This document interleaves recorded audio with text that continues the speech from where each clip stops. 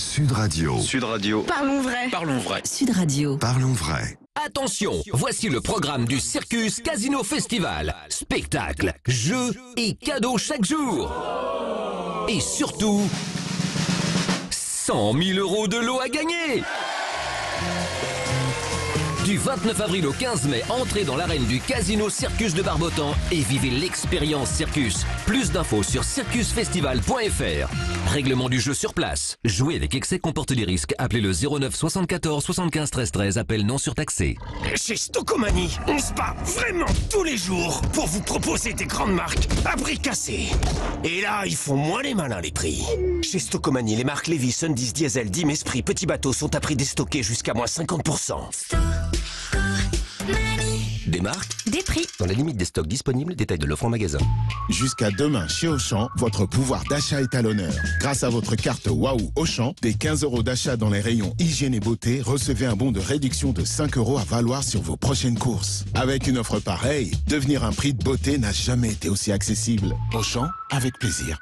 Bon de 5 € émis des 15 € d'achat sur les rayons hygiène et beauté. Et histoire de vous faire mousser, cette offre est cumulable avec les promos en cours dans votre tract. Valable dans les magasins et drive Auchan participants. Conditions sur Auchan.fr. Voir l'océan depuis votre terrasse, vous délasser dans le spa de votre chalet, accédez directement aux immenses plages. Camping le Saint-Martin à Moliette dans les Landes. Écoutez le bruit des vagues, respirez l'air vivifiant de la forêt. Détendez-vous et vivez le camping autrement. Réservez au Camping le Saint-Martin votre séjour 100% zen, 100% détente. Showroom privé présente le dilemme de Ninon. Les enfants c'est mignon, oui mais ça coûte bonbon.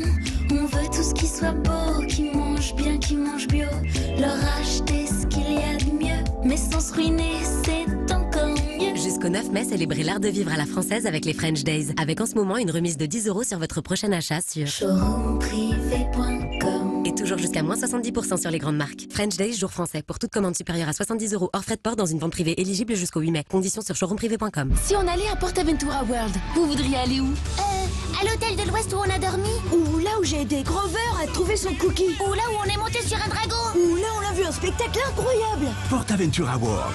Redécouvrez vos émotions. Entrée plus hôtel à partir de 65 € et un jour à Ferrariland compris. Conditions sur portaventuraworld.com. Vous avez remarqué que quand les beaux jours arrivent, on a une folle envie de lézarder au soleil? Alors cette semaine, les magasins U vous proposent une offre imbattable pour bien profiter de votre extérieur. Un salon de jardin 4 pièces en matière recyclée, incluant un canapé de place, 2 fauteuils et une table basse, pour seulement 89 € au lieu de 169 €, soit une remise de 80 €. Moins 80 € sur le salon de jardin. De quoi carrément se transformer en lézard. Commerçons autrement. Dont 2,20 € d'éco-participation, offre valable du 5 au 7 mai, quantité limitée à 22 000 pièces. Le Grand Matin Sud Radio, 7h-10h, Patrick Roger, Cécile de Ménibus. À 8h49, les grands débats du matin ce matin. Thierry Guerrier, Philippe Bilger, juste après 9h, et Éric Revel sera avec nous. Et vous appelle 0826 300 300. Et tout de suite, Philippe Bilger. Bonjour Philippe. Oui, bonjour Philippe. Bonjour Cécile, bonjour Patrick, bonjour à tous. Alors, Bonjour, Philippe. vous voulez nous parler d'un homme de l'ombre, mais qui compte beaucoup dans la Macronie, c'est Alexis Kohler. C'est lui le grand patron à l'Élysée, hein, si je puis dire, le secrétaire général. Et le fait qu'il s'est exprimé dans la presse, c'était dans le Figaro hier, pour vous, c'est un signe déjà, hein, c'est ça. Il y aurait un grand changement en cours, selon vous, non ? Je crois, Patrick, dans la mesure où tout à l'heure j'ai entendu avec beaucoup d'intérêt votre entretien avec Yael Braun-Pivet qui a répété qu'il fallait adhérer au projet du président. De mon point de vue, ce projet reste relativement flou pour le second quinquennat. En revanche, ce que le président a annoncé, c'est probablement une nouvelle manière de présider. Et en ce sens-là, vous avez raison, je fais un sort à cet entretien avec Alexis Kohler, le seul homme d'ailleurs, paraît-il, dont le président respecte l'intelligence, il la considère même au-dessus de la sienne, ce qui n'est pas un mince compliment. Alexis Kohler, dans une double page du Figaro, voire reprendre certains de ses propos, et alors qu'il a été été d'une absolue discrétion dans les 5 premières années, je ne peux pas ne pas voir un signe dans le fait que là, il donne un point de vue, il parle de l'affaire qui l'a menacé, il donne son point de vue sur le rôle du secrétaire général, et c'est à l'évidence une nouvelle page qui s'ouvre. Est-ce qu'il va demeurer à son poste à l'Élysée, ou est-ce que cela signifie peut-être qu'il avait envie, le président avec lui, de mieux le faire connaître pour peut-être lui donner un poste de ministre, ce qui était évoqué ces derniers temps.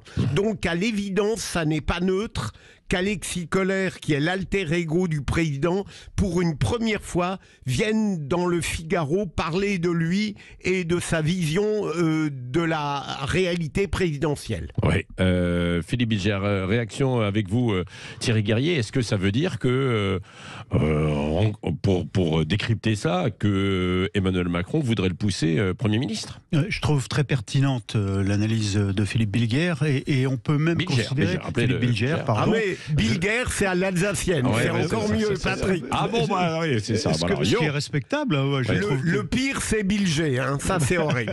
Alors, Philippe Bilger. Philippe. Très, très pertinente analyse. En l'occurrence, la question est ministère ou Premier ministre, pourquoi pas. Pourquoi ? Ça pourrait être une façon pour Emmanuel Macron de donner le signal qu'il est en campagne et qu'au fond, pendant ce temps-là, les affaires courantes sont gérées par quelqu'un en qui il a totalement confiance. Souvenez-vous qu'il avait été secrétaire général adjoint de l'Élysée lui-même, sous François Hollande. Il est devenu président de la République. Donc d'autres, avant Kohler, ont été dans cette situation aussi dans la République. Par ailleurs, le journal de l'Opinion ce matin pose une question. Le job de Premier ministre, est-ce que Macron aurait tué le job ? En réalité, on sait qu'Emmanuel Macron, qui s'est immédiatement installé dans les institutions de la Ve République, pour autant, n'aime pas cette fonction. Il n'y croit pas vraiment. Oui, il l'a utilisé. Il y a eu 2 premiers ministres dans son quinquennat, mais pourtant, il fait tout lui-même. Ou en tout cas, c'est un secrétaire général plus le Premier ministre. Ça n'est plus le Premier ministre politique d'autrefois. Même, et les difficultés qu'il a avec Édouard Philippe, c'était un exécutant, quoi. C'est ça. Avec souvent, Fillon, Sarkozy. Mais c'est lié surtout à l'accélération de la temporalité, 5 ans, et puis la concomitance entre l'élection présidentielle et un Parlement qui est élu au même moment et qui est un peu un Parlement croupion quand il a une majorité identique à celle du président de la République. Bon, donc cette hypothèse scolaire, pourquoi pas ? C'est crédible. Au moins pour l'intérim. Au moins pour l'intérim. Philippe Bilger, c'est ce que vous avez lu entre les lignes ou pas ?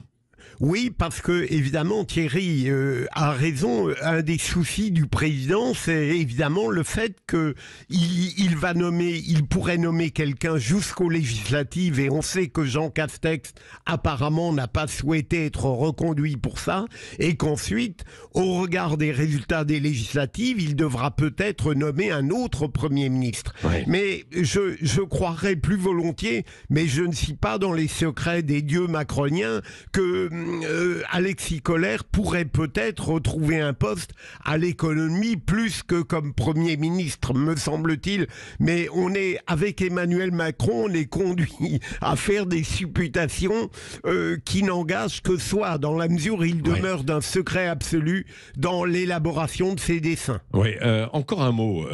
Changement de nom à La République En Marche, qui va s'appeler Renaissance. Qu'est-ce que vous en pensez, ce changement de nom ? Thierry Guerrier, Philippe Bilger. Moi, pardon Thierry, excusez-moi, ça m'amuse beaucoup le terme Renaissance, Patrick, vous l'avez un petit peu évoqué tout à l'heure. On passe de la marche à la Renaissance. Est-ce que ça ne laisse pas implicitement, là je fais un peu d'ironie, passer le message qu'entre la République En Marche et la Renaissance, il y a eu des choses qui n'ont pas été forcément brillantes. En tout cas, si on met en place une Renaissance, c'est que la naissance n'a pas été aussi brillante qu'on le souhaitait. Mais c'est plus de l'ironie que du fond, hein, Patrick, je le dis tout net. Je vais rester dans le registre de l'ironie. Il faut que tout change pour que rien ne change. C'est-à-dire qu'au fond, on a cette organisation qui est plutôt un secrétariat général efficace, plutôt que des militants convaincus, un mouvement, très encadrés. Oui, mais il existe toujours. Les marcheurs, etc. Oui, mais la réalité... Là, on va les appeler comment, les renaissants ? La réalité, c'est qu'il y a une belle mécanique qui est au service quand même que au service ça de ne nous la a pas future échappé, majorité. ça a été très démocratique. Hein. C'est-à-dire qu'il n'y a pas eu de consultation. La décision, non, ben ça c'est de la démocratie. C'est ce que je vous explique, Patrick.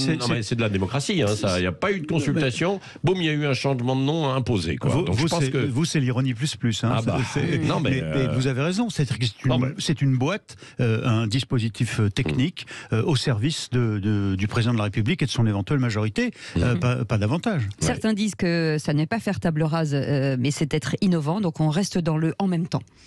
D'accord. Voilà, on ne bouge pas la ligne. Ouais. Allez, dans un instant, il y a plus de ligne. Elle est coupée entre Nicolas Sarkozy et Valérie Pécresse. C'est ce qu'on va voir avec... les abonnés absents. Oui, avec Éric Revel qui sera avec nous. Et puis tout à l'heure aussi, les traits de caractère de Jean-Luc Mélenchon. Nous avons mené en fait une enquête avec l'IFOP fiducial. Frédéric Dabi sera avec nous pour ça. Et puis on parlera aussi de l'optimisme. Est-ce que on a une balise en fait sur l'optimisme? Est-ce que les Français le sont ou pas, hein? On verra ça. Et puis on continuera sur la gauche avec ce livre de Renaud Dely, l'éditorialiste et puis qui travaille à Arte 28 minutes, Anatomie d'une trahison, la gauche contre le progrès, avec ce qui vient de se passer là, on lui posera en fait un certain nombre de questions. La gauche a trahi ses idéaux, justement, c'est la grande question. Et vous voulez nous en parler, 0826 300 300. Inscrivez-vous d'ores et déjà sur notre site internet et sur Manu qui vous attend au standard. À tout de suite. Le Grand Matin Sud Radio, 7h-10h, Patrick Roger, Cécile de Ménibus. Mais vous jouez vraiment, Cécile, vous, au quintet? Non, ça fait 4 ans que je dois jouer. C'est vrai? Oui, parce qu'à chaque fois, on se dit, il faut qu'on joue, parce qu'à chaque fois qu'on écoute, et on les écoute le lendemain, on se dit, si vous aviez joué, vous auriez pu gagner. Voilà. Ouais. Et puis, d'autant que à chaque fois, ils donnent des quintets gagnants. C'est ce que au moins une fois par semaine, c'est ils donnent. Mais bon. On va se cotiser, là, ensemble. On va jouer. On va demander à Philippe Bilger de tenir les comptes. Voilà, le salaire de Mbappé, Patrick. Oula. 50 millions net par an, quoi. Net par an. C'est de la folie, en fait. Bon, allez, on va parler justement d'argent, là, immédiatement. Absolument, c'est avec Éric Revel. Bonjour Éric, un gros chèque. Oui, mesdames, bonjour. Pour moi, non. Pas pour moi. Alors Éric, on parle de ce chèque fait par Nicolas Sarkozy. Un virement. Alors, c'était un virement oui, on dit... disons alors, un chèque, ça fait plus moderne. Oui, ça fait... 2 000 € pour aider l'ancienne candidate LR Valérie Pécresse à payer ses frais de campagne. Hein. Oui, alors il a donc envoyé ce chèque, ce virement à Valérie Pécresse pour l'aider à rembourser ses frais de campagne. On n'oublie pas que la candidate LR n'a pas dépassé les 5 fatidiques, 5%. Pour être remboursée, donc Pécresse, Valérie a refusé le chèque, le virement, et à mon avis elle a bien fait parce que cette attitude de Sarkozy devenait en quelque sorte, à mon sens pour elle, une double humiliation. Oui, c'est ça. Pourquoi vous parlez justement d'une double humiliation pour Valérie Attendez, Pécresse. d'abord, elle a été humiliée, Patrick, par Sarkozy, qui a refusé son soutien à Pécresse. Évidemment, vous ne l'avez pas oublié dès le début de la campagne, à l'époque où Sarkozy distillait ces petites phrases vachardes sur la candidate de sa propre famille politique.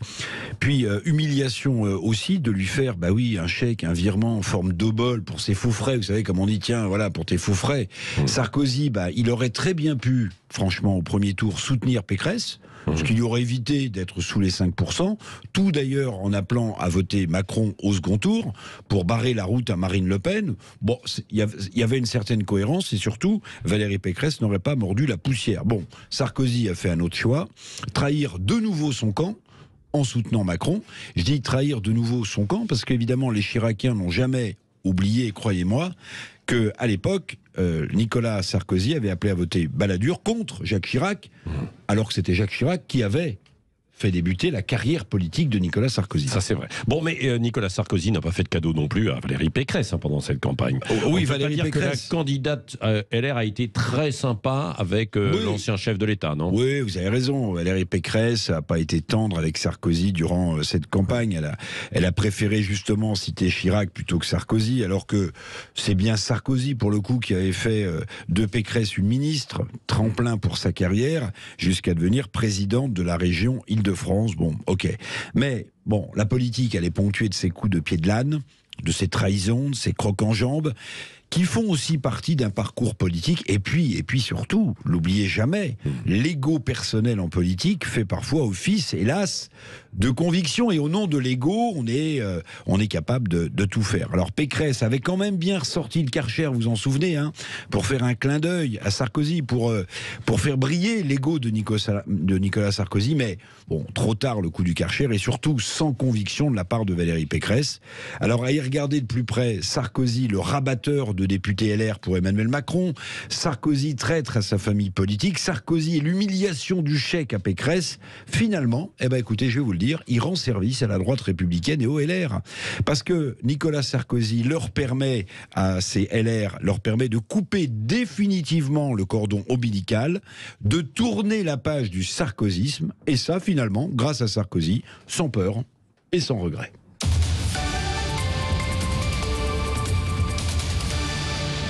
Thierry Guerrier. Oui, on peut se poser une question ce matin, qu'il s'agisse de l'accord entre le PS qui veut sauver un groupe parlementaire et l'argent public pour survivre, ou de cette affaire de virement et revirement dans l'autre sens au sein des LR. On peut se demander où sont les convictions, où sont les idées. Ça fait partie de vous allez cette voir, c'est la même mécanique. chose chez Renaissance, La République En Marche aussi. Oui, ça fait partie. Oui, parce que là, pour l'instant, on n'en affiche pas des idées. Donc, de ce point de vue, vous avez raison. Non, mais même, vous allez voir les dissensions aussi. Cette absence de capacité à proposer des choses solide et un projet, ça éloigne les Français. C'est la mécanique qui éloigne les gens du vote et qui les amène à s'abstenir. Oui, Philippe Bilger. C'est une forme de tambouille qui agace. Le primat de la tambouille. Je rejoins totalement le point de vue d'Éric Revel au sujet du rapport de Nicolas Sarkozy avec Valérie Pécresse. D'abord, il est évident qu'elle ne l'a pas assez flatté au début de sa campagne. Ça, c'est fondamental. Et ensuite, bien sûr, Nicolas Sarkozy a ajouté une désertion, de mon point de vue, à une humiliation. Elle ne pouvait pas accepter ce virement, mais je vois aussi, comme Éric Revel, un avantage décisif dans cette péripétie dont il ne faut pas surestimer l'importance, c'est le fait tout de même que l'aura de Nicolas Sarkozy, qui demeurait, est pratiquement totalement dissipé. J'allais dire de manière un peu familière que enfin le roi Sarkozy est nu et que on va se débarrasser d'une nostalgie qui n'a plus lieu d'être. Oui. Alors ça, c'est possible que ça aille dans ce sens-là. Je sais pas, vous allez un petit peu loin là, vous poussez le bouchon. Comme toujours, Patrick. Mais en tout cas, ces préparations des législatives, que ce soit dans un camp ou dans un autre, ça exaspère un petit peu. C'est ce qui se dit sur notre sondage, notre consultation quotidienne. Et puis également au 0826 300 300, c'est Patrick de Fréjus qui est avec nous. Bonjour Patrick. Oui. Bonjour. Bonjour Patrick. Sur ces législatives, c'est ça, vous voulez réagir? Moi je trouve que c'est mieux que Netflix. C'est 48 heures chrono. Ah oui, c'est génial. Franchement, c'est un roman, c'est incroyable. Il y a des alliances, il y a des choses comme ça. On se rend compte que ce qu'on appelle la gamelle, ça existe vraiment, et qu'ils font pas ça par conviction, tous autant qu'ils sont, franchement. Et c'est un petit peu démoralisant. Alors, nous, on a la chance. Pour moi j'ai la chance, c'est qu'à Fréjus, sur ma 5e circonscription, il y a une dame qui va se présenter que je connais bien et je connais ses convictions, donc je vais aller sans problème. Mais je plains beaucoup de gens qui ont dans des circonscriptions des députés qui vont arriver de tous les côtés ou certaines choses, et on se demande qu'est-ce qui va se passer, franchement. Alors c'est Netflix aujourd'hui parce que c'est avant, mais qu'est-ce qui va se passer après, parce qu'une fois qu'ils seront la guerre des étoiles. Tiens, c'est pas mal ça aussi. Non mais si vous voulez, quand on dit oui, les électeurs, les Français se désintéressent de la politique, mais on a tout pour être désintéressés de la politique, sincèrement. On a tout. Donc voilà. Bon, vous allez voir un feuilleton dans un instant en Bretagne, justement. On va aller là-dessus. Cette fois-ci, alors on a parlé beaucoup de la gauche et on va en reparler en fait tout à l'heure. On a parlé de la droite en fait à l'instant, et à Renaissance, là où on essaie de rassembler tout le monde. Déjà, faut suivre, parce que c'est quand même un vrai jeu de piste, comme je le disais ce matin, Yael Braun-Pivet. C'est-à-dire qu'il y avait la République En Marche, ça va s'appeler Renaissance, mais il ne va pas y avoir de campagne sous l'étiquette Renaissance. Ça va être ensemble avec les autres forces, c'est-à-dire d'Horizon, etc. Vous allez voir que c'est compliqué. On va en Bretagne dans un instant pour une histoire qui est comme ça, dans ce sens. C'est-à-dire il y en a un qui est là, qui est présent, et on va lui mettre quelqu'un d'autre en face. Il dit non, il n'en est pas question. Vous allez voir ça. Restez avec nous. Tout de suite, 9h12. Le Grand Matin Sud Radio, 7h-10h, Patrick Roger, Cécile de Ménibus. Il est 9h16, merci d'être avec nous. Nous sommes toujours avec nos éditorialistes du jour, mais on va revenir sur cette friction dans la majorité dans la 5e circonscription du Morbihan. Et un député Horizon se présente sans attendre avant les négociations avec Renaissance. Il est avec nous ce matin, c'est le maire centre droit de Pleumeur dans le Morbihan. Ronan Loas est avec nous. Bonjour. Bonjour. Bonjour. Oui, alors ce qui se passe, c'est que donc vous êtes référent du mouvement Horizon, donc c'est Édouard Philippe. Vous voulez vous présenter en fait là-bas. Normalement, il y a un accord avec La République En Marche, avec Renaissance, sous l'étiquette Ensemble. Enfin, ça devient compliqué tout ça, mais enfin voilà. Et on veut vous mettre quelqu'un en face ou pas alors finalement? Oui, tout à fait. C'est vrai que moi, je suis maire, j'ai été élu en 2014 et je suis également vice-président du conseil départemental. Donc effectivement, on nous parachute quelqu'un qui est inconnu ayant cette investiture. Oui. Bon, et alors qu'est-ce que vous répondez? Qu'est-ce qu'on vous dit quand vous dites « Attendez, moi je suis là et donc il n'y a pas de raison ». Mais en fait, on n'a pas eu de règles ou d'interrogations sur les investitures. Je n'ai pas été entendu. Et j'ai pourtant donné mon parrainage au président de la République. Donc, depuis hier, il y a effectivement un émoi au niveau local. Là, je suis en conseil des maires de l'agglomération.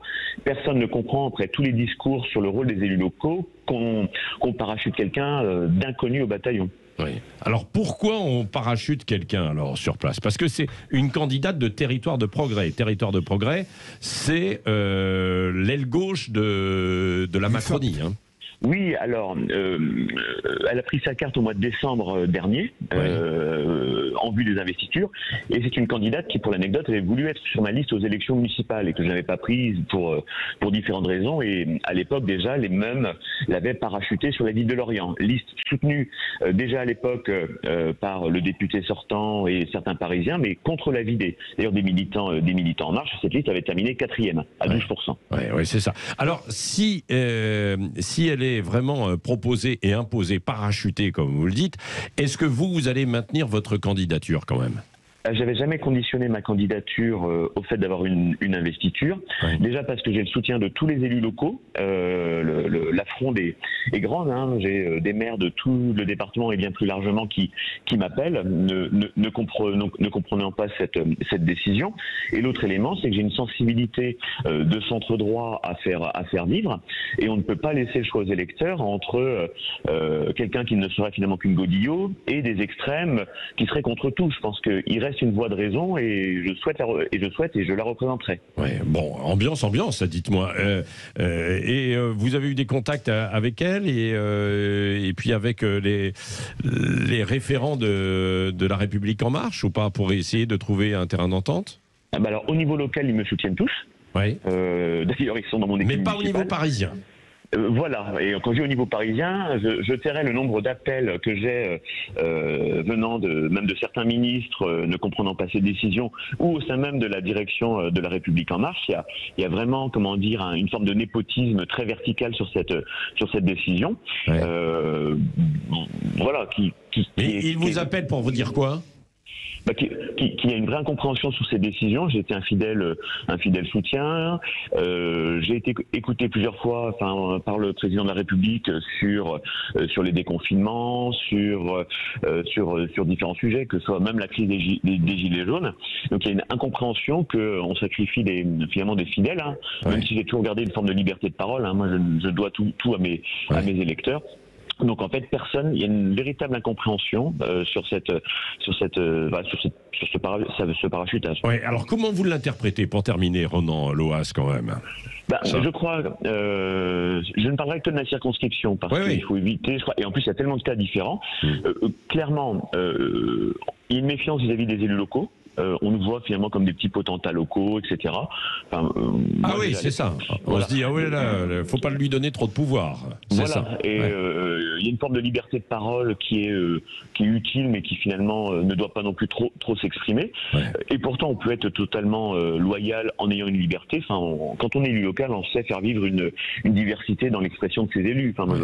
J'ai été élu à 60% au premier tour de mes municipales dans une ville qui a été 20 ans socialiste. Et à 75% aux élections départementales, 75. D'ailleurs, dans les villes où Emmanuel Macron fait ses meilleurs scores. Bon, mais alors ça veut dire qu'on ne veut pas de députés, on veut des députés godillots. Alors c'est ça, et pas des députés qui ont une liberté de parole comme vous, quoi. Ah ben, je pense qu'il faut être plutôt issu de Paris ou d'avoir des soutiens et une faible liberté de parole pour avoir une investiture, oui. Oui, voilà. Merci Ronan Loas. Commentaire avec vous, Thierry Guerrier, Éric Revel et puis Philippe Bilger. C'est quand même kafkaïen cette histoire. Non, c'est assez classique. C'est-à-dire qu'en réalité, vous allez voir, qu'est-ce que c'est que la République en marche qui devient Renaissance ? Eh bien, c'est devenu un parti comme les autres. Et dans ce grand ensemble qui s'appelle Ensemble d'ailleurs, eh bien, il faut faire des arbitrages. Ça existait autrefois au sein du PS et même au sein de l'ancienne Union de la gauche ou de la gauche plurielle. Et à un moment donné, eh bien, Territoire et Progrès, qui est la famille de gauche ou la plus à gauche de cet ensemble et même de la République en marche jusque-là, eh bien, il faut pouvoir lui réserver à lui aussi, à cette structure, des circonscriptions. Alors, c'est Ronan Loas qui en fait les frais, c'est-à-dire un homme d'horizon, un homme d'Édouard Philippe. Et c'est comme ça. Et la République en marche devenue Renaissance renaît pour devenir un parti comme les autres. Philippe Bilger. Là où je ne partage pas totalement le point de vue de Thierry Guerrier, j'ai été très convaincu par l'argumentation de Monsieur le maire. Mais le problème, c'est qu'en effet, Renaissance doit procéder à des arbitrages totalement partisans pour respecter des équilibres et parfois contre l'évidence du terrain. Je comprends la réaction de Monsieur le maire, mais il est totalement dépassé par des arbitrages parisiens qui peuvent apparaître de l'extérieur assez choquants.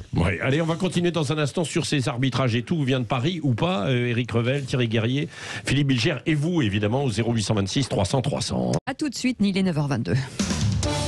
Le Grand Matin Sud Radio, 5h-10h.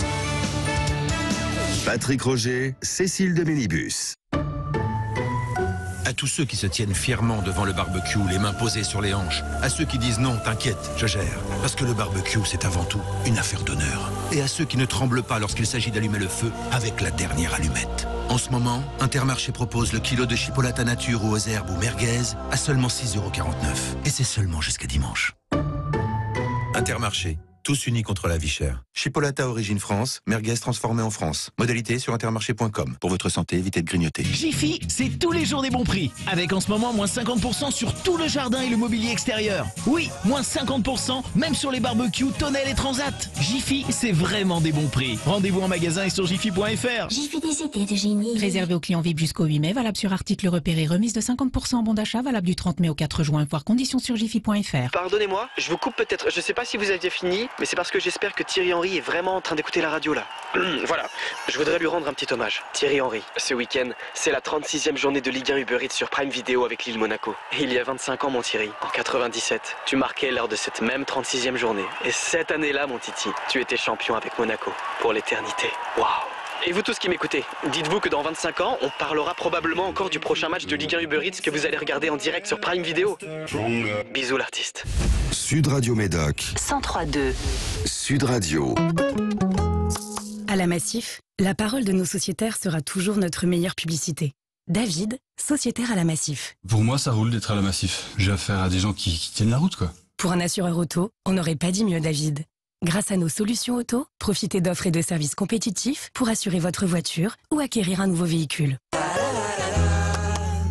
La Massif, c'est vous. Retrouvez toutes nos offres et mentions sur massif.fr. Massif, société d'assurance mutuelle régie par le Code des assurances. Le meilleur parmesan, il vient d'Italie. Les canapés poltronés sofa aussi. Et ce sont les meilleurs. Et en parlant de qualité, jusqu'à demain, venez découvrir la collection Finesse. Comme le canapé lit Pranello à 689 €. Ça se termine demain. Poltrone sofa, authentica qualità.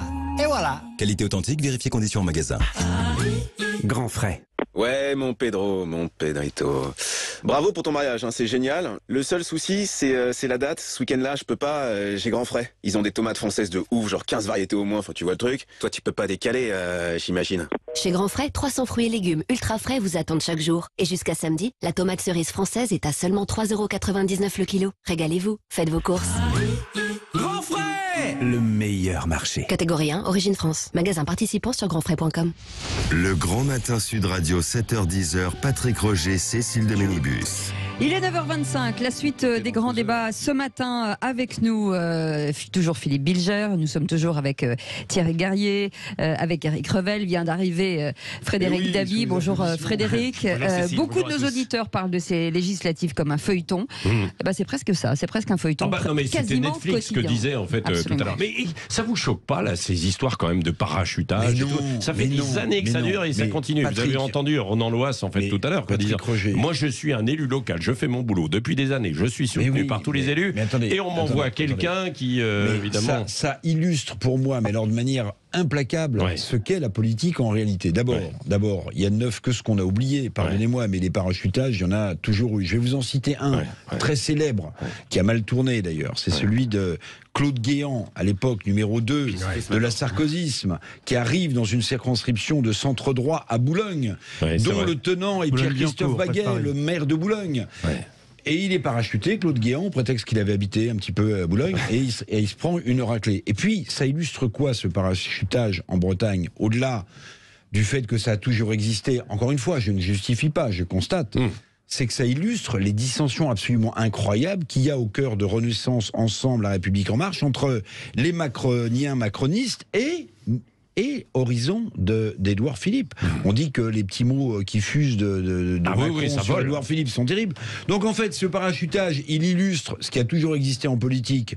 Malheureusement, constat, pas justification, on parachute des gens. Et puis là, ça illustre les tensions très fortes, me semble-t-il, entre le parti Horizon d'Édouard Philippe et ce que veut continuer de contrôler Emmanuel Macron, puisqu'on dit que même c'est lui qui, sur les 577 circonscriptions, met des croix et des traits sur ceux qui va investir. Deux idées très courtes. Pardon, j'étais un peu long. Édouard Philippe, le président de la République, ne veut pas qu'il devienne le pivot de sa future éventuelle majorité. Deuxième idée, ce que vient d'expliquer Éric Revel à l'instant, c'est ce que je soulignais tout à l'heure, c'est-à-dire que arbitrage parisien, Philippe Bilger était d'accord avec moi, arbitrage parisien qui prime sur la réalité du terrain, et je pense que Frédéric Dabi sera d'accord avec moi, au bout du compte, c'est l'exemple même de Boulogne-Billancourt et de Claude Guéant. Les Français, les électeurs, finissent, quelle que soit leur opinion, c'est-à-dire même s'ils sont d'accord avec le président de la République ou avec Jean-Luc Mélenchon par exemple, c'est eux qui décideront. Ils considèrent que sur le terrain, c'est eux qui ont le dernier mot. Guéant battu, et vous savez qui avait battu le parachuté Claude Guéant à Boulogne? C'est Thierry Solaire. Un autre qui maintenant est macronien. Frédéric Dabi. Oui, bonjour Patrick. Oui. Je vais commencer exactement de la même phrase que Éric Revel, c'est ça reflète bien ce qu'est un scrutin législatif. C'est un scrutin national, il fait suite à la présidentielle, il a perdu son autonomie, donc il peut y avoir des parachutages, des candidats surprises dans telle ou telle circonscription, mais c'est également un scrutin local. C'est également un scrutin qui a permis à beaucoup de députés de droite, un petit peu du PS. Quand ils sont bien implantés, ils peuvent gagner. Résister à la vague Macron en 2017 ou résister à la vague Hollande en 2012. Donc il y a ce mix-là. Alors déjà, par rapport à ce qui est ce feuilleton Netflix, Renaissance, Ensemble, Horizon, premièrement, et on le voit dans notre baromètre Paris Match, des conversations des Français. La vie des organisations partisanes n'intéresse pas les Français, et les changements de dénomination, c'est pas que ça, ils en ont ras-le-bol, Patrick, ça ne les intéresse pas, ça ne les touche pas personnellement, alors que ça s'appelle cet ensemble En Marche, alors c'est un Renaissance, la Renaissance En Marche. Renaissance, c'était le nom de la liste aux élections européennes qui était le seul scrutin intermédiaire gagné par la majorité lors du quinquennat. En Marche, la République En Marche, ça sanctionne aussi l'éclatement, parce qu'à l'Assemblée, ce groupe a éclaté en mai 2020, mais ça intéresse très peu les gens. Par contre, les parachutages, c'est vrai, comme le dit Thierry, les électeurs trancheront s'ils vont voter. N'oublions pas que l'enjeu de ces élections, c'est d'abord et avant tout pas du ripollinage, pour reprendre une phrase célèbre, pas des questions de dissidence, c'est est-ce que les électeurs vont les voter? Oui, c'est ça. Alors, intéressons-nous maintenant, je pense que voilà, il y a toute cette tambouille, et on va y revenir, mais à un autre niveau tout à l'heure, si je puis dire, c'est sur la gauche. En fait, en tant que tel, on y reviendra aussi avec Renaud Dely qui a écrit ce livre, Anatomie d'une trahison, la gauche contre le progrès. On est en plein dedans avec ce qui s'est passé cette semaine, et ça va être une bonne conclusion avec lui.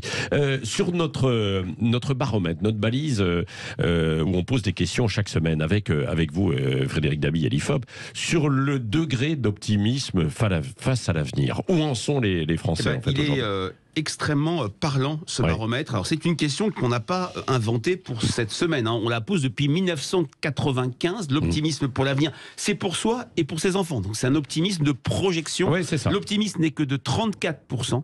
C'est extrêmement peu. Et ce qui est très intéressant, ça n'a jamais été aussi peu depuis 2012, après une élection présidentielle. On l'a vu en 2007, l'optimisme était très fort. On l'a vu en 2017, l'optimisme était majoritaire. L'optimisme retombe de 12 points par rapport à une enquête faite au mois de janvier. On voit très bien que l'opinion n'en peut plus des chocs qu'elle encaisse. Choc terroriste, choc Covid, choc de la guerre en Ukraine, campagne qui n'a pas, je dirais, purgé les choses. Et ce résultat particulièrement inquiétant, l'optimisme est minoritaire dans toutes les catégories, sauf les électeurs d'Emmanuel Macron du premier tour. Alors une fois de plus, on a souvent eux sont analysé, à 57%. Voilà, il y a un volontarisme chez eux. Cette France qui va bien, cette France qui va mieux. Non, mais c'est ça. En tout cas, ce qui est particulièrement notable, et ça annonce peut-être en filigrane un quinquennat compliqué, c'est que ce quinquennat, l'état de grâce n'existe pas. L'optimisme qu'on a connu en 81, en 95, en 2007 n'est pas au rendez-vous. 66% de pessimisme. Dont 16 de très pessimistes. C'est marrant parce que cette balise, ce sondage, Frédéric Dabi ne pouvait pas le savoir. Il y a un papier qui a été publié dans The Economist, qui a une espèce de... En anglais, non, je ne peux pas savoir. Non, mais je vais vous expliquer. C'est marrant parce que ça répond exactement à ce que vous... Et les Anglais s'étonnent dans ce papier, enfin le type qui a rédigé, c'est un journaliste. D'optimisme. Exactement. Il dit, mais pourquoi est-ce que la France, dans l'état où elle est, ok, avec ses difficultés, mais comme tout le monde, avec la crise sanitaire, avec machin, avec truc, pourquoi est-ce qu'elle continue à broyer du noir et que les Français considèrent qu'il pleut toujours chez eux, alors qu'il pleut plus en Angleterre, au sens deuxième du terme, qu'en France? Avant Frédéric Dabi, un mot de commentaire de Philippe Bilger, peut-être, sur cet état de pessimisme. Je crois que profondément dans l'esprit français, il y a une défiance structurelle à l'égard du discours politique. Et le deuxième élément, c'est pour ça que je continue à respecter le métier politique. Parce qu'il n'est pas facile de faire passer un message de volontarisme obligatoire, sinon tout pouvoir est discrédité, par rapport à ce pessimisme profond de l'opinion publique. C'est très difficile. Oui, c'est vrai. Frédéric Dabi, d'autres questions posées aussi dans cette balise, et notamment peut-être sur qui incarne l'opposition.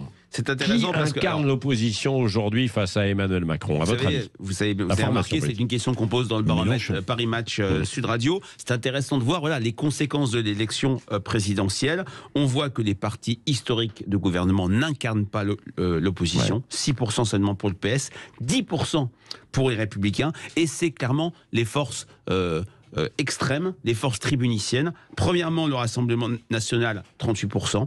Qui incarne l'opposition à Macron, 34% pour la France insoumise. Et là, il y a une petite différence par rapport à 2017, où cette même question posée, c'était la France insoumise qui incarnait le mieux l'opposition. Elle l'a incarné pendant 2 ans, jusqu'au mouvement des Gilets jaunes. À partir des Gilets jaunes, c'est le RN qui a le mieux incarné l'opposition. En même temps, Frédéric, il y a une certaine vision légitimiste des Français. Exactement. Elle est arrivée en 2e position, et il y a 5 ans, c'est le contraire. En 2017, elle était arrivée aussi au second tour. C'est vrai. Mais vous avez raison, elle était à un niveau un peu moins élevé. On voit qu'il y a vraiment, et on va voir la traduction pour les élections législatives de ce sentiment. Alors, Europe Écologie Les Verts, qui était quand même la force montante aux élections intermédiaires, seuls 5% des Français voient cette force comme une incarnation de l'opposition Emmanuel Macron. L'accord NUPES, je ne sais pas comment on prononce, fait aussi monter, à mon avis, la France insoumise comme réceptacle du mécontentement ou comme alternative à Emmanuel Macron.